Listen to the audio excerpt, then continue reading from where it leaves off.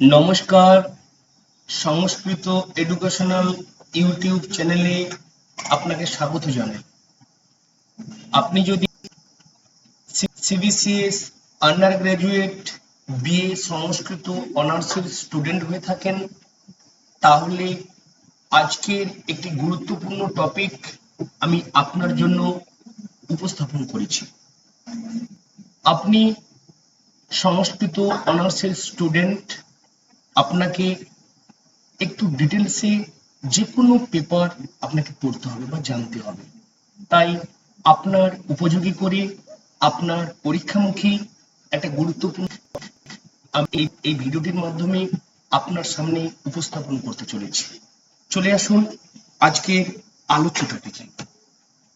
আজকের আলোচ্য টপিক হলো সিবিসিএস আন্ডার গ্রাজুয়েট সিলেবাসের বিএ সংস্কৃত অনার্সের যারা সেকেন্ড সেমিস্টারের স্টুডেন্ট, তাদের সিসি4 পাঠ্যাংশ হিসেবে রয়েছে। সেই সিসি4-এ আপনার পাঠ্যাংশ শ্রীমদ্ ভাগবত গীতা। শ্রীমদ্ ভাগবত গীতার তৃতীয় অধ্যায়, এই তৃতীয় অধ্যায় হলো কর্মযোগ। তৃতীয় অধ্যায়ের যতগুলো শ্লোক আপনার পাঠ্যাংশে রয়েছে, সেই সমস্ত শ্লোকগুলোকে কালেক্ট করে একের পর এক ডিটেলস সেই শ্লোক সম্পর্কে আপনার সামনে আমি উপস্থাপন করতে চলেছি। এবং এই সেকেন্ড সেমিস্টারের সিসি4 বিদ্যাসাগর ইউনিভার্সিটির সিলেবাস হিসেবে নির্বাচিত হয়েছে, কিন্তু বর্ধমান আরো অন্যান্য যে ইউনিভার্সিটি রয়েছে সেখানে সিসি4 না হয়ে সেকেন্ড সেমিস্টারে না হয়ে ফার্স্ট সেমিস্টারে রয়েছে বা অন্যান্য সেমিস্টারে রয়েছে, কিন্তু সিলেবাসটা শ্রীমদ্ ভাগবত গীতা। সিলেবাস বিদ্যাসাগর ইউনিভার্সিটি, বর্ধমান, বিভিন্ন ইউনিভার্সিটির সিলেবাসটা একই। কেউ সেকেন্ড সেমিস্টারে রেখেছে, কোন ইউনিভার্সিটি ফার্স্ট সেমিস্টারে রেখেছে, এরকম শুধু পার্থক্য মাত্র, কিন্তু সিলেবাসটা একই। এবং আপনার সামনে যেটা আলোচনা করছি, সমস্ত সিলেবাসের সমস্ত ইউনিভার্সিটির একই সিলেবাস। চলে আসুন আজকে এই ভিডিওটির মাধ্যমে শ্রীমদ্ ভাগবত গীতা তৃতীয় অধ্যায়ের গুরুত্বপূর্ণ ইম্পর্টেন্ট পরীক্ষামুখী কিছু শ্লোক আমি আপনার সামনে আলোচনা করতে চলেছি। আজকের শ্রীমদ্ ভাগবত গীতার তৃতীয় অধ্যায় অর্থাৎ কর্মযোগ। চলে আসুন, যেটা আমাদের প্রথমেই জানতে হবে যে শ্রীমদ্ ভাগবত গীতার তৃতীয় অধ্যায়ের নামটা হলো কর্মযোগ। আমরা জানি, তবু আরেকবার একটু ডিটেলস জেনে নেব যে শ্রীমদ্ ভাগবত গীতার তৃতীয় অধ্যায়ের নাম হলো কর্মযোগ। চলে আসুন, প্রথমেই আপনার যে পাঠ্যাংশ যে শ্লোকটি, সেই শ্লোকটি ভগবান শ্রীকৃষ্ণের উক্তি, তাই প্রথমেই আপনার সামনে উপস্থাপন করা হয়েছে ভগবান উবাচ। চলে আসুন, তৃতীয় অধ্যায়ের কর্মযোগ নামক অধ্যায়ের প্রথম যেটা আপনার পাঠ্যাংশ শ্লোক, সেটা হলো অষ্টম শ্লোক, শ্লোক নম্বর অষ্টম। এই অষ্টম নম্বর শ্লোকটি ভগবান শ্রীকৃষ্ণের উক্তি, অর্থাৎ ভগবান শ্রীকৃষ্ণ বলছেন। কি বলছেন শ্লোকটা একটু আমরা বুঝে নিই। নিয়তং কুরু কর্ম তং কর্ম জয় অকর্মণঃ শরীরো যাত্রাপি চ তে ন প্রসিদ্ধে দ কর্মণঃ। আবারও বলছি শ্লোকটা, নিয়তং কুরু কর্ম তং কর্ম জয় অকর্মণঃ শরীরো যাত্রাপি চ তে ন প্রসিদ্ধে অকর্মণঃ। আমরা শ্লোকটা পাঠ করলাম বা শ্লোকটা আমরা বুঝলাম, ওই শ্লোকটার প্রত্যেকটার অর্থ একটু আমরা বুঝে নেব। প্রত্যেকটার অর্থ যদি না বুঝতে পারি, তাহলে কিন্তু আমরা শ্লোকটাকে ক্লিয়ার ভাবে আলোচনা করতে পারবো না। চলে আসুন, প্রথমে আমরা দেখে নেব নিয়তং, অর্থাৎ এর অর্থটা হলো শাস্ত্রোক্ত। দ্বিতীয়ত রয়েছে কুরু, এই কুরু কথাটার অর্থ হলো করে যাও বা করো। তারপরে কর্ম, অর্থটাই কর্ম। তং অর্থাৎ তুমি, কর্ম অর্থাৎ কর্মকেই বলা হচ্ছে বা কাজকে বলা হচ্ছে। জ্যায় অর্থাৎ জ্যায় কথাটার অর্থ হলো শ্রেয় বা শ্রেষ্ঠ, এরকম অর্থ কি বোঝায়। তারপরে বলা হয়েছে অকর্মণঃ, এখানে বিচ্ছেদ করলে আসবে হি যুক্ত অকর্মণঃ। এখানে হ রয়েছে না, হয় ফলা, তাহলে এটা হয় হস্যইকার। হি কথাটার অর্থ হচ্ছে অবশ্যই বা নিশ্চয়ই, এরকম অর্থে হয় এই হি। তারপরে বিচ্ছেদ করে দিলে অকর্মণঃ অর্থাৎ কর্ম ত্যাগ, এরকম অর্থ কি বোঝায়। তারপরে বলা হয়েছে নিচের লাইনে চলে আসুন, শরীর যাত্রা অর্থাৎ দেহ ধারণ। তারপরে রয়েছে অপি, বিচ্ছেদ করে দিলাম, শরীর যাত্রা অপি অর্থাৎ অপি কথাটার হচ্ছে অর্থ হচ্ছে এমন। চ, চ কথাটার অর্থ আমরা জানি ও বা এবং অর্থে ব্যবহৃত হয়। তে কথাটার অর্থ তোমার। ন কথাটার অর্থ আমরা জানি নমর্থক, না অর্থে। তারপরে বলা হয়েছে প্রসিদ্ধেত, বিচ্ছেদ করে দিচ্ছি, অর্থাৎ সিদ্ধ হয় এরকম অর্থ। অকর্মণঃ অর্থাৎ কর্ম না করে। তাহলে প্রত্যেকটার অর্থ আমরা বুঝতে পেরেছি। প্রত্যেকটার অর্থকে একটু যোগ করে একটা সুন্দর বাংলা অর্থে চলে আসুন, আমরা প্রবেশ করি। তাহলে কি বলা হয়েছে শ্লোকে, নিয়তং কুরু কর্ম তং কর্ম জ্যায় অকর্মণঃ শরীর যাত্রাপি চতে ন প্রসিদ্ধেত অকর্মণঃ। অর্থাৎ এখানে বলা হয়েছে তুমি শাস্ত্রোক্ত কর্মের অনুষ্ঠান করো। স্বয়ং শ্রী ভগবান তৃতীয় পাণ্ডব অর্জুনকে বলছেন তুমি শাস্ত্রোক্ত কর্মের অনুষ্ঠান করো, কেননা কর্ম ত্যাগ থেকে কর্মের অনুষ্ঠান করা শ্রেয়। কর্ম না করে কেউ দেহ যাত্রাও নির্বাহ করতে পারে না। কি বলা হয়েছে, ঠিক ঠিক ঠিক ঠিক স্বয়ং স্বয়ং স্বয়ং শ্রীকৃষ্ণ তৃতীয় পাণ্ডব অর্জুনকে বলছেন তুমি শাস্ত্রোক্ত কর্মের অনুষ্ঠান করে যাও, কেননা কর্ম ত্যাগ থেকে কর্মের অনুষ্ঠান করা শ্রেয়। কর্ম না করে কেউ দেহযাত্রাও নির্বাহ করতে পারে না। চলে আসুন আরো সুন্দর করে একটু আপনার সামনে উপস্থাপন করি। নিয়মিত কর্ম ভালো সেই অকর্ম অপেক্ষা, অনধিকারীর কর্মত্যাগ পরমুখাপেক্ষা। শরীর নির্বাহ যার নহে কর্ম বিনা, কর্মত্যাগ তার পক্ষে হয় বিড়ম্বনা। তাহলে আমরা ৮ নম্বর শ্লোকটা অর্থ বাংলা একটা টানা অর্থ আমরা বুঝতে পেরেছি। চলে আসুন আপনার জন্য পরবর্তী কি শ্লোক রয়েছে আপনার হিসাবে, চলে আসুন সেটা দেখে নিন। এরপরে আমাদের জানতে হবে 25 নম্বর শ্লোকটা, অর্থাৎ পঞ্চবিংশতি নম্বর শ্লোকে কি বলা হয়েছে একটু আমরা বুঝে নেব। এখানে পঞ্চবিংশতি নম্বর শ্লোকে বলা হয়েছে সক্তা কর্মণ্য বিদ্যাংশ যথা কুর্বন্তি ভারত কুর্যাৎ বিদ্যাংশ তথা শক্ত সুর লোক সংগ্রহম। আবারও বলছি, সক্তা কর্মণ্য বিদ্যাংশ যথা কুর্বন্তি ভারত কুর্যাৎ বিদ্যাংশ তথা শক্ত চিকিৎসুর লোক সংগ্রহম। চলে আসুন প্রত্যেকটার অর্থকে আমরা সুন্দরভাবে বুঝে নিই, তবে আমার বুঝতে সুবিধা হবে, তারপরে এই শ্লোকটা আমরা অর্থটা বুঝতে পারব। সর্বোপরি আর একটা কথা বলে রাখি আপনাকে, আপনি যেহেতু ফার্স্ট সেমিস্টারের হোক সেকেন্ড সেমিস্টারের হোক যেই ইউনিভার্সিটির যেখানেই পাঠ্যাংশ হোক না কেন, আপনি তো সংস্কৃত অনার্সের স্টুডেন্ট, আপনাকে সবসময় চেষ্টা করতে হবে প্রত্যেকটা জিনিস একটু ডিটেলসে পড়া। এই যে ৮ নম্বর শ্লোকটা আপনাকে বোঝালাম, পাঠ করলাম, 25 নম্বর শ্লোকটা পাঠ করতে চলেছি আপনার পাঠ্যাংশ ধরে ধরে। এই প্রত্যেকটা শ্লোকের অর্থ আমি আপনাকে বুঝিয়ে দিলাম, কিন্তু যদি আপনার পরীক্ষায় 5 নম্বরের টিকা আসে, এখন সিবিসিএস সিস্টেম 5 নম্বরের 10 নম্বরের 2 নম্বরের প্রশ্ন রয়েছে, তাহলে যদি আপনার 5 নম্বরের টিকা আসে যে 8 নম্বর শ্লোকটার তাৎপর্য নির্ণয় করুন, আপনি কি করবেন? যদি আপনার লং প্রশ্ন আসে যে 8 নম্বর শ্লোকটাকে আপনি আপনার মতো করে নিজের ভাষায় গুছিয়ে লিখুন, আপনি কি করবেন? তাই আমি আপনার সাহায্যার্থে, আপনার দিক লক্ষ্য করে, আপনি যেহেতু স্টুডেন্ট, আপনার উদ্দেশ্যে প্রত্যেকটা শ্লোকের আমি তাৎপর্য এই ভিডিওটির নিচে ডেসক্রিপশন বক্সে লিংক দিয়ে দিয়েছি। সেই লিংক থেকে আপনি ডাউনলোড করে, পিডিএফ আকারে দেওয়া রয়েছে, আপনি ডাউনলোড করে পরীক্ষামুখী করে পড়াশোনা করতে পারেন।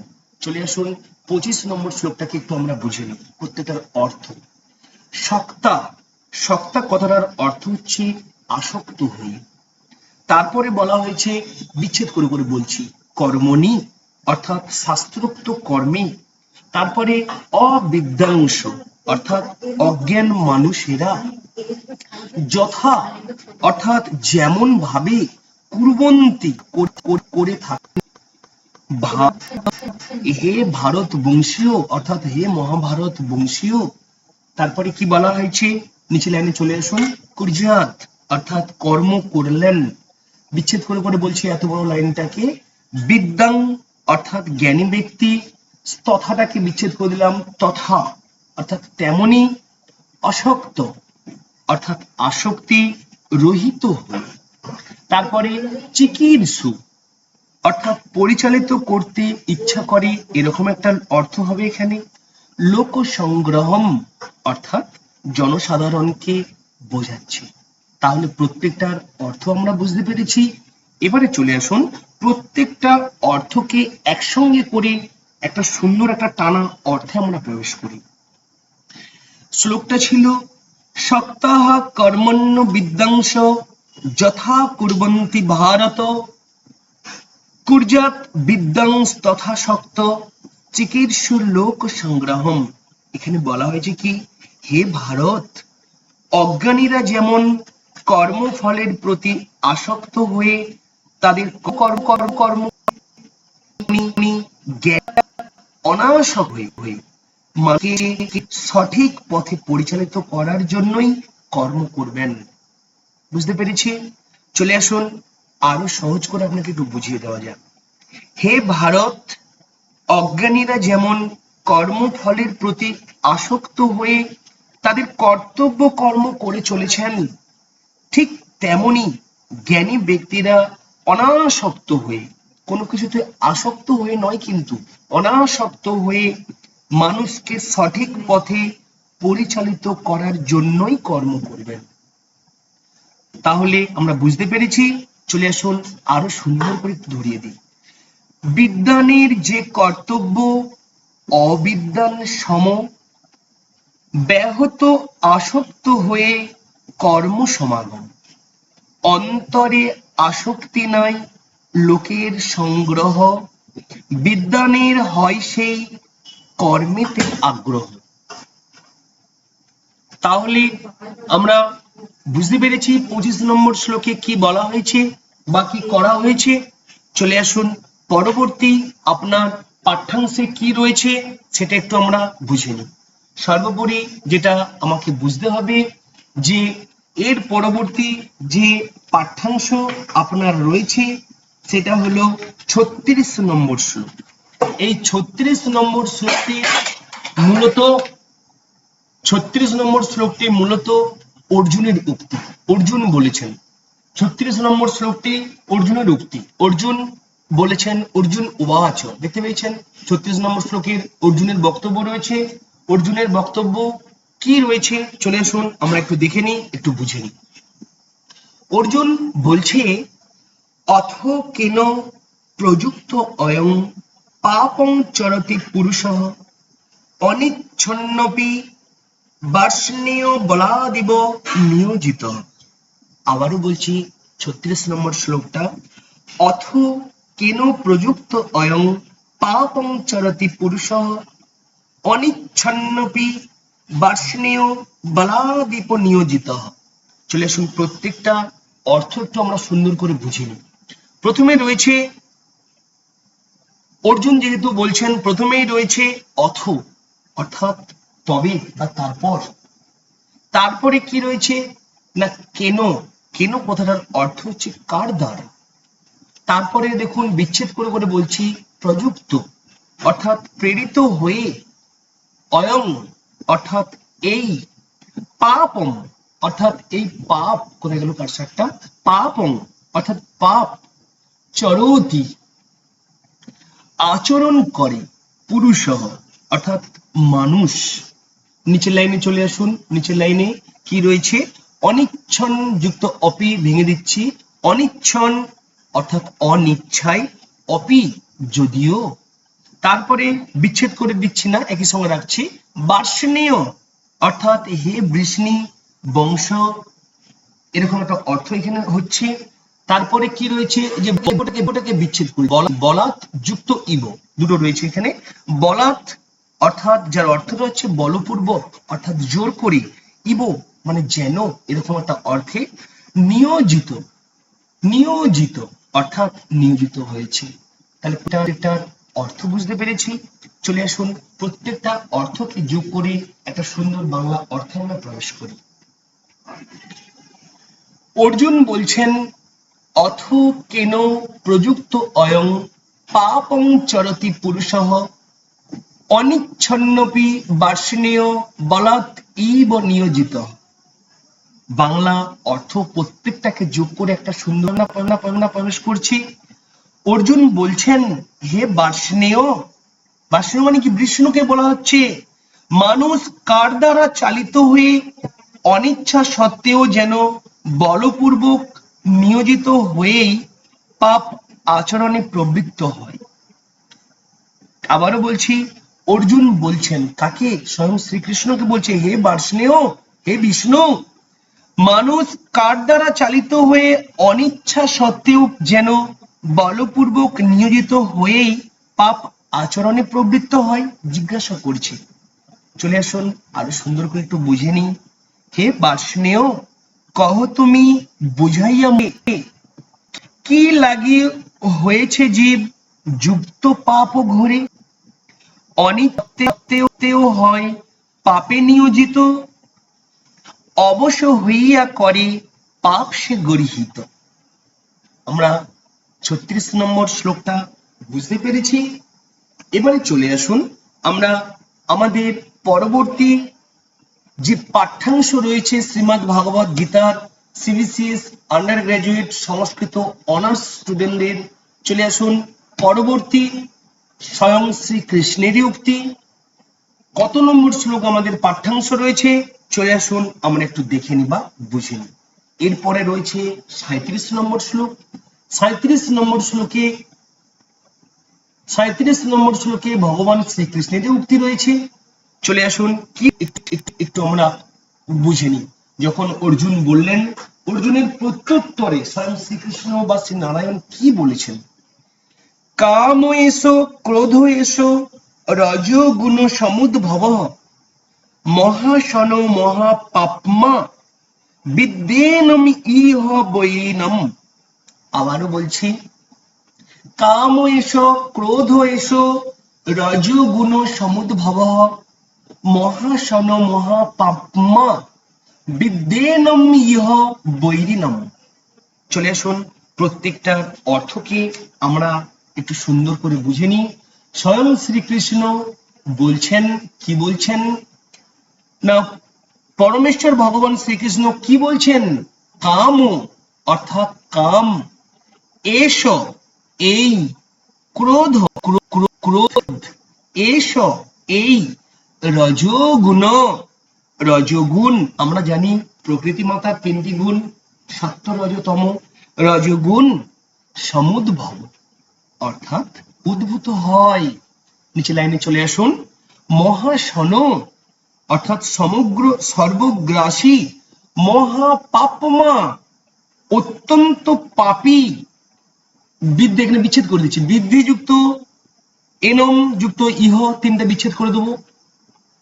তাহলে বৃদ্ধি মানে জানবে, এনম অর্থাৎ একে, ইহ মানে এই, এই বলতে এই জড় জগতের কথা বলা হচ্ছে, ঠিক আছে। তারপরে কি রয়েছে, বৈরিনম অর্থাৎ প্রধান শত্রু। তাহলে প্রত্যেকটার অর্থ আমরা বুঝতে পেরেছি। এবারে চলে আসুন প্রত্যেকটা অর্থকে একসঙ্গে করে একটা সুন্দর অর্থে আমরা প্রবেশ করি। পরমেশ্বর বললেন, কাম এষ, ক্রোধ এষ, রজগুণ সমুদ্ভব, মহাশন মহাপাপ্মা, বিদ্যেনম ইহ বৈরিণম। যে পরমেশ্বর স্বয়ং শ্রী নারায়ণ শ্রীকৃষ্ণ বললেন, হে অর্জুন, রজগুণ থেকে সমুদ্ভূত কাম ই মানুষকে এই পাপে প্রবৃত্ত করে এবং এই কাম ই ক্রোধে পরিণত হয়। কাম সর্বগ্রাসী ও পাপাত্মক। কামকেই জীবের প্রধান শত্রু বলে তুমি জানবে। কি বলা হয়েছে? পরমেশ্বর ভগবান শ্রীকৃষ্ণ বলছেন, হে অর্জুন, রজগুণ থেকেই সমুদ্ভূত কামী মানুষকে এই পাপে প্রবৃত্ত করে এবং এই কাম ই ক্রোধে পরিণত হয়। কাম সর্বগ্রাসী ও পাপাত্মক। এই কামকেই জীবের প্রধান শত্রু বলে জানবে। চলে আসুন আরো একটু সুন্দর করে আমরা বুঝে নিই। ভগবান শ্রীকৃষ্ণ বলছেন, কাম আর ক্রোধ হয় রজগুণ দ্বারা অভিভূত বদ্ধ জীব ত্রিজগতে সারা। জ্ঞানী জীব এই দুই মহাশত্রু জানে, করে তাই গুণাতীত কার্য সাবধানে। আমরা 37 নম্বর শ্লোকটা বুঝতে পেরেছি। চলে আসুন আপনার পরবর্তী আপনার সিলেবাসের অন্তর্ভুক্ত তৃতীয় অধ্যায়ের কর্মযোগের কি শ্লোক রয়েছে, চলে আসুন আমরা দেখি। পরবর্তী শ্লোকটি হলো 38 নম্বর শ্লোক। এখানেও স্বয়ং শ্রী ভগবান বলছেন, কি বলছেন? ধূমে না ব্রিয়তে বহ্নির যথাদর্শ মলেন চ, যথলবেনা বৃত গর্ভস্তথা তেনেদো মা বৃতম। আবারও বলছি, ধূমেনা ব্রিয়তে বহ্নির যথাদর্শ মলেন চ, যথলেনা বৃত গর্ভস্তথা তেনেদো মা বৃতম। চলে আসুন প্রত্যেকটার অর্থকে একটু আমরা বুঝে নিই। প্রত্যেকটার অর্থ যতক্ষণ না আমরা বুঝতে পারতেছি ততক্ষণ আমরা কিছুই বুঝতে পারবো না। প্রথমে যেটা আমরা জেনে নেব, ধূমেন, অর্থাৎ ধূম মানে আমরা জানি ধোঁয়া, সেই ধোঁয়ার কথাই বলা হচ্ছে। আব্রিয়তে, আমি বিচ্ছেদ করে বুঝাচ্ছি। আব্রিয়তে, আবৃত, ধোঁয়ার দ্বারা বা ধূমের দ্বারা আবৃত। বহ্নি, আমরা বহ্নি কথাটার অর্থ জানি। বহ্নি মানে বহ্নিকেই বোঝাচ্ছে, অর্থাৎ আগুনকে বোঝাচ্ছে।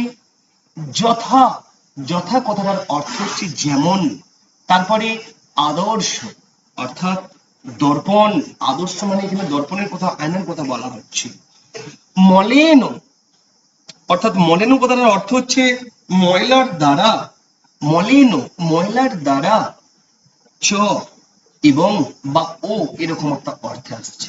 চলে আসুন নিচের লাইনে কি বলা হয়েছে একটু বুঝে নি। কোথায় গেল কারসারটা? যথা যেমন, উল্লেন, হসৌ লয় বয়কার দন্তের ন, উল্লেন জরায়ুর দ্বারা আবৃত, অর্থাৎ আবৃত থাকে। গর্ভস্তথা, অর্থাৎ গর্ভস্তথা আমি বিচ্ছেদ করে দিলে আলাদা আলাদাভাবে অর্থ বলতেছি। গর্ভ, গর্ভ কথাটার অর্থ মাতৃগর্ভের কথা বলা হচ্ছে। তথা মানে তেমন। তেন, বিচ্ছেদ করে দেন একটু করে, তেন অর্থাৎ কামের দ্বারা, তার দ্বারা, তার মানে কি কাম, কামের দ্বারা। তারপরে কি রয়েছে, কারসারটা কোথায় গেল?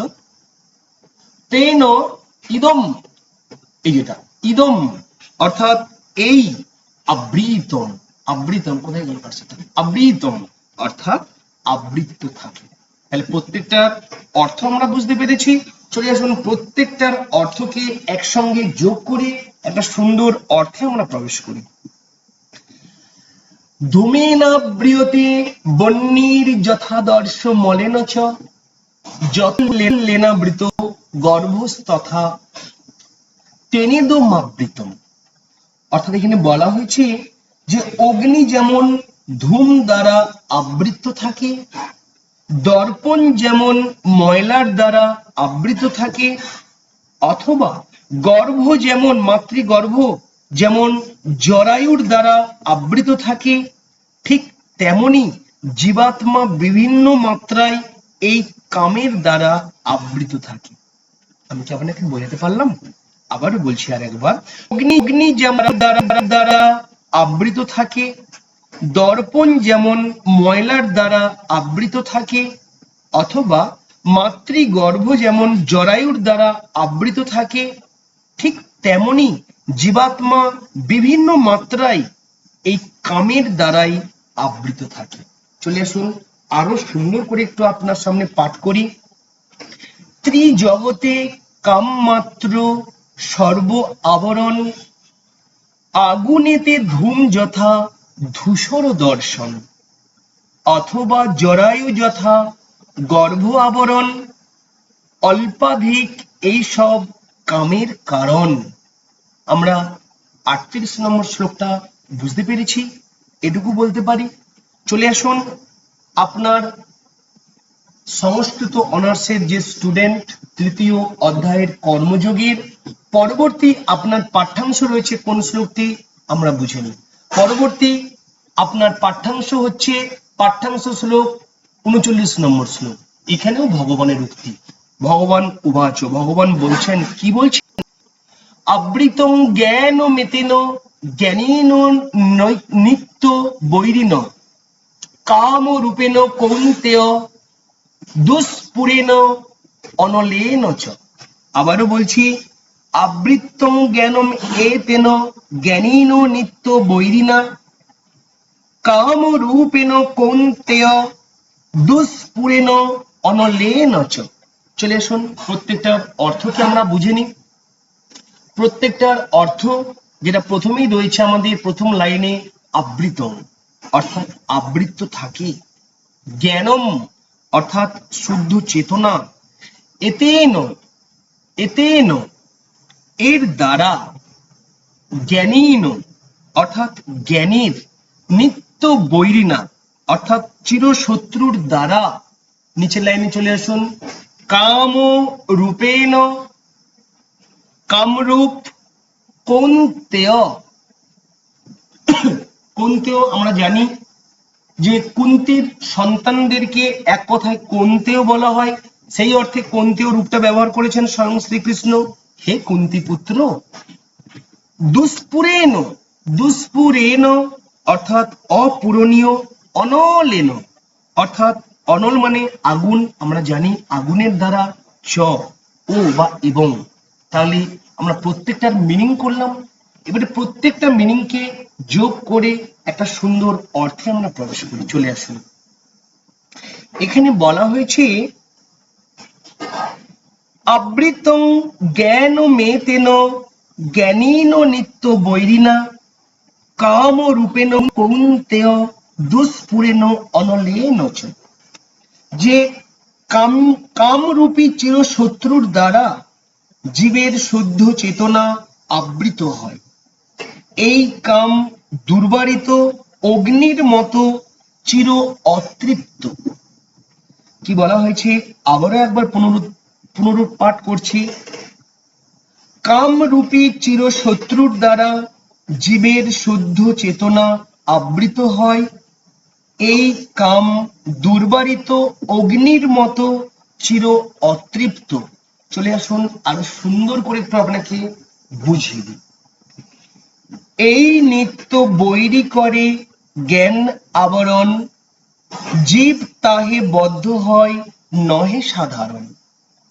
কাম হয় দুষ্পুরণ অগ্নির সমান, অতএব কাম লাগি হও সাবধান। তাহলে আমরা 39 নম্বর শ্লোক পর্যন্ত আমরা প্রত্যেকটা অর্থ বুঝতে পেরেছি, প্রত্যেকটা শ্লোকে কি রয়েছে, আমার কি কি পাঠ্যাংশ বুঝতে পেরেছি। যেহেতু আমরা সংস্কৃত অনার্সের স্টুডেন্ট, আমরা পরীক্ষা দিতে যাব CBCS under graduate all India এক সিলেবাসে, তাই আমাদের প্রত্যেকটা শ্লোকের তাৎপর্য আমাদের আরো সুন্দর করে জানতে হবে। তাই 37, 38, 39 প্রত্যেক লোকের ডিটেলস আপনি যেহেতু স্টুডেন্ট, আপনার উপযোগী করে তাৎপর্য পরীক্ষামুখী আপনি পরীক্ষাতে কলম চালাতে পারেন, সেই রকম করে প্রত্যেকটা শ্লোকের তাৎপর্য আমি পিডিএফ আকারে এই ডেসক্রিপশন বক্সে লিংক দিয়ে দিয়েছি। আপনি সেই লিংকে ক্লিক করে ডাউনলোড করে পড়াশোনা করতে পারেন। চলে আসুন আপনার পরবর্তী শ্রীমদ্ ভগবদ গীতার ৩য় অধ্যায়ের কর্মযোগের কি শ্লোক পাঠ্যাংশ রয়েছে, চলে আসুন আমরা একটু বুঝে নিই।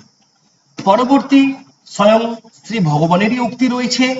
চলে আসুন পরবর্তী শ্লোকটা কত নম্বর শ্লোক রয়েছে একটু আমরা দেখে নিই। পরবর্তী শ্লোকটি হলো ৪২ নম্বর শ্লোক। আপনার পাঠ্যাংশ আমি যেটা বলছি, আপনি শ্রীমদ্ ভাগবত সেকশন সি তিনটা ভাগ করা হয়েছে। সেই তিনটা সেকশনকে আমি একসঙ্গে একত্রিত করে প্রত্যেকটা অধ্যায়ের কোন কোন শ্লোক পাঠ্যাংশ সেটাকে কালেক্ট করে আপনার উপযোগী করে পরীক্ষামুখী করে আপনার মতো আমি আলোচনা করে দিচ্ছি। শুধু আলোচনা নয়, এবং সঙ্গে সঙ্গে নোটস আকারে স্টাডি ম্যাটেরিয়ালস সঙ্গে সঙ্গে নিচে ডেসক্রিপশন বক্সে তার লিংক দিয়ে দিচ্ছি, যাতে আপনি পড়াশোনা করতে পারেন সেই পিডিএফ ডাউনলোড করে। চলে আসুন ৪২ নম্বর শ্লোকটা ভগবান শ্রীকৃষ্ণের বক্তব্য কি রয়েছে আমরা একটু বুঝে নিই। ভগবান শ্রীকৃষ্ণ ৪২ নম্বর শ্লোকে অর্জুনকে বলছেন আমাদের পাঠ্যাংশ, আমি সেই পাঠ্যাংশ ধরে ধরেই পাঠ করছি, এতটুকু এক্সট্রা ভাবে আমি কিছুই বলছি না। আপনি এই যে শ্লোকগুলো আপনি দেখবেন আপনার সিলেবাস ধরে একটু জেড পেয়ে যাবেন। শুধু তাই নয়, আপনার যে সিলেবাস ইংলিশ যেভাবে লেখা আছে আপনি ইংলিশে ওইভাবে টাইপ করলে এ টু জেড সমস্ত কিছু কমপ্লিট সিলেবাস পেয়ে যাবেন এই সংস্কৃত রাজ টিউটোরিয়াল ইউটিউব চ্যানেলটিতে। এই চ্যানেলটি মূলত আপনার জন্যই তৈরি হয়েছে। আপনি যদি এই চ্যানেলটি দ্বারা একটু উপকৃত হয়ে থাকেন, আমি যে এত কষ্ট করে চলছি আমার কষ্ট সার্থকে পরিণত হবে। চলে আসুন ৪২ নম্বর শ্লোকে।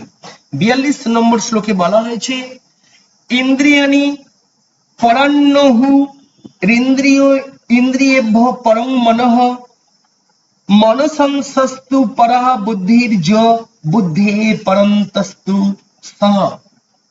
আবারও বলছি ইন্দ্রিয়াণি পরাণি আহু ইন্দ্রিয়েভ্য পরং মনঃ মনসস্তু পরঃ বুদ্ধির্য বুদ্ধে পরতস্তু সহ। চলে আসুন প্রত্যেকটার অর্থ একটু আমরা সুন্দর করে বুঝে নিই। প্রত্যেকটার অর্থ যদি না বুঝতে পারি তাহলে আমরা একটা টানা অর্থে আসতে পারবো না। চলে আসুন, প্রথমে রয়েছে ইন্দ্রিয়াণি। ইন্দ্রিয়াণির কথাটা অর্থ হচ্ছে ইন্দ্রিয় সমূহ।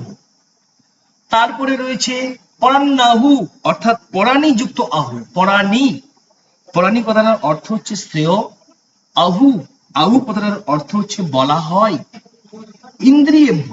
ইন্দ্রিয়েভ্য কথাটার অর্থ হচ্ছে ইন্দ্রিয়গুলি অপেক্ষা। পরং অর্থাৎ শ্রেয়। মনঃ অর্থাৎ আমাদের মন। নিচের লাইনে চলে আসুন, মনস অর্থাৎ মনের থেকে, মনসস্তু অর্থাৎ ও, পরা কথাটার অর্থ হলো শ্রেয়। বুদ্ধি মানে বুদ্ধির কথাই বলা হচ্ছে, বুদ্ধির অর্থাৎ যিনি, বুদ্ধে অর্থাৎ বুদ্ধির থেকে, পরতঃ অর্থাৎ শ্রেয়, কিন্তু তিনি। প্রত্যেকটা আমরা বুঝতে পারলাম। এরপরে আমরা প্রত্যেকটা অর্থকে একসঙ্গে যোগ করে একটা সুন্দর অর্থে প্রবেশ করব। চলে আসুন, শ্লোকটা ছিল ইন্দ্রিয়াণি পরাণি আহু ইন্দ্রিয়েভ্য পরং মনঃ মনসস্তু পরঃ বুদ্ধির্য বুদ্ধে পরতস্তু সহ। অর্থাৎ এখানে কি বলা হয়েছে যে স্থূল জড় পদার্থ থেকে ইন্দ্রিয়গুলি শ্রেয়, ইন্দ্রিয়গুলি থেকে আবার মন শ্রেয়, আবার মনের থেকে বুদ্ধি শ্রেয়, আর তিনি অর্থাৎ সেই বুদ্ধি যিনি আত্মা তিনি বুদ্ধি থেকেও শ্রেয়। সেই আত্মা বুদ্ধি থেকেও শ্রেয়। কি বলা হয়েছে চলে আসুন আর একবার বুঝে নিই। স্থূল জড় পদার্থ থেকে ইন্দ্রিয় শ্রেষ্ঠ, ইন্দ্রিয়গুলি থেকে মন শ্রেষ্ঠ, মন থেকে বুদ্ধি শ্রেষ্ঠ, সেই আত্মার থেকে অর্থাৎ বুদ্ধি থেকেও শ্রেষ্ঠ, সেই আত্মা অর্থাৎ বুদ্ধির থেকেও আত্মা শ্রেষ্ঠ। তাহলে বুঝতে পারলাম। চলে আসুন আরো সহজ করে একটু বুঝে নিই। বদ্ধ জীব, জড় বুদ্ধি, ইন্দ্রিয় প্রধান, ইন্দ্রিয়াধিপতি, মন ও কর্মের বিধান, মন হতে পরবুদ্ধি, তারপর আত্মা, অতএব কর সেবা সেই পরমাত্মা। তাহলে আমরা বুঝতে পেরেছি 42 নম্বর শ্লোকেও কি বলা হয়েছে। তো এই শ্লোকেরও তাৎপর্য ভেরি ভেরি ইম্পর্টেন্ট। 42 নম্বর শ্লোকের তাৎপর্য এই একের পর এক কার অপেক্ষা কে বড়, কে মানে শ্রেষ্ঠ, ভেরি ভেরি ইম্পর্টেন্ট। সংক্ষিপ্ত প্রশ্ন আসলেও আসতে পারে এবং তাৎপর্য হিসাবে আপনার পিডিএফ করে, আপনার স্টাডি ম্যাটেরিয়ালস করে এই ভিডিওটির নিচে ডেসক্রিপশন বক্সে লিংক দিয়ে দিয়েছি। আপনি প্রয়োজনে সেই লিংকে ক্লিক করে ডাউনলোড করে পড়াশোনা করতে পারেন। এবং শ্রীমদ্ ভাগবত গীতার সংক্ষিপ্ত প্রশ্ন আপনার পরীক্ষামুখী, আপনি পরীক্ষা দিতে চলেছেন, আপনার উপযোগী করে সংক্ষিপ্ত প্রশ্ন আপলোড করা হয়েছে, প্লেলিস্টে দেখতে পারেন। এবং আপনার সিলেবাস ধরে ধরে টোটাল ডিটেলস সমস্ত শ্লোক আলোচনা করা হয়েছে। প্রত্যেকটা শ্লোকের তাৎপর্য তার নিচে ডেসক্রিপশন বক্সের লিংক দেওয়া রয়েছে। এই ছিল আজকের ভিডিও। যদি এই সংস্কৃত এডুকেশনাল ভিডিওটি আপনার এতটুকু ভালো লেগে থাকে তাহলে অবশ্যই ভিডিওটিকে লাইক করবেন। আর যদি এই আপনার সামনে যে পাঠ করলাম এতক্ষণ, আপনাকে যে বোঝানোর চেষ্টা করলাম আমার জ্ঞান বিবেক বুদ্ধি অনুযায়ী, যদি কোথাও আপনার বুঝতে অসুবিধা হয় আমাকে নিচে কমেন্ট বক্স রয়েছে, অবশ্যই সেখানে লিখে পাঠান, স্যার এই জায়গাটা বুঝতে পারছি না, আমি চেষ্টা করব আপনার মনে করে বোঝানোর। আর এখনো পর্যন্ত আপনি যদি এই চ্যানেলটিকে সাবস্ক্রাইব না করে থাকেন প্লিজ প্লিজ চ্যানেলটিকে সাবস্ক্রাইব করে রাখুন, যাতে করে এরকম সংস্কৃত এডুকেশনাল আপডেট ভিডিও সবার আগে আপনার কাছে পৌঁছে যায়। Thank you.